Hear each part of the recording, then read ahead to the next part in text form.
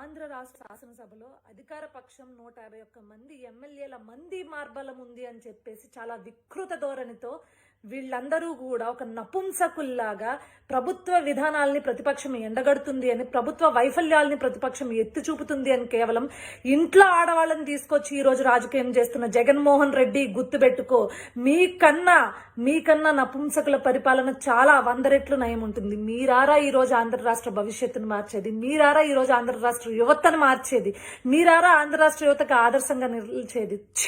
మిమ్మల్ని చూస్తుంటే గూండాలు, రౌడీలు, ఫ్యాక్షనిస్టులు మీకన్నా నయం అనిపిస్తుంది.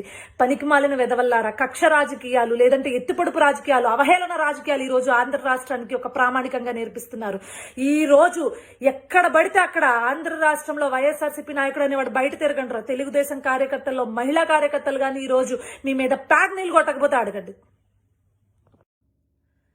ఆంధ్ర రాష్ట్ర శాసనసభలో అధికార పక్షం 151 మంది ఎమ్మెల్యేల మంది మార్బలం ఉంది అని చెప్పేసి చాలా వికృత ధోరణితో వీళ్ళందరూ కూడా ఒక నపుంసకుల్లాగా ప్రభుత్వ విధానాల్ని ప్రతిపక్షం ఎండగడుతుంది అని, ప్రభుత్వ వైఫల్యాల్ని ప్రతిపక్షం ఎత్తి చూపుతుంది అని కేవలం ఇంట్లో ఆడవాళ్ళని తీసుకొచ్చి ఈ రోజు రాజకీయం చేస్తున్న జగన్మోహన్ రెడ్డి గుర్తుపెట్టుకో, మీకన్నా నపుంసకుల పరిపాలన చాలా 100 రెట్లు నయం ఉంటుంది. మీరారా ఈ రోజు ఆంధ్ర రాష్ట్ర భవిష్యత్తును మార్చేది, మీరారా ఈ రోజు ఆంధ్ర రాష్ట్ర యువతను మార్చేది, మీరారా ఆంధ్ర రాష్ట్ర యువతకు ఆదర్శంగా నిలిచేది.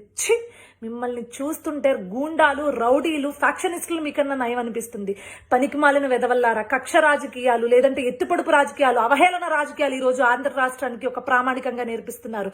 ఈ రోజు ఎక్కడ పడితే అక్కడ ఆంధ్ర రాష్ట్రంలో వైఎస్ఆర్సీపీ నాయకుడు అనేవాడు బయట తిరగంటారు. తెలుగుదేశం కార్యకర్తల్లో మహిళా కార్యకర్తలు కానీ ఈ రోజు మీ మీద ప్యాడ్ నీళ్ళు కొట్టకపోతే అడగండి.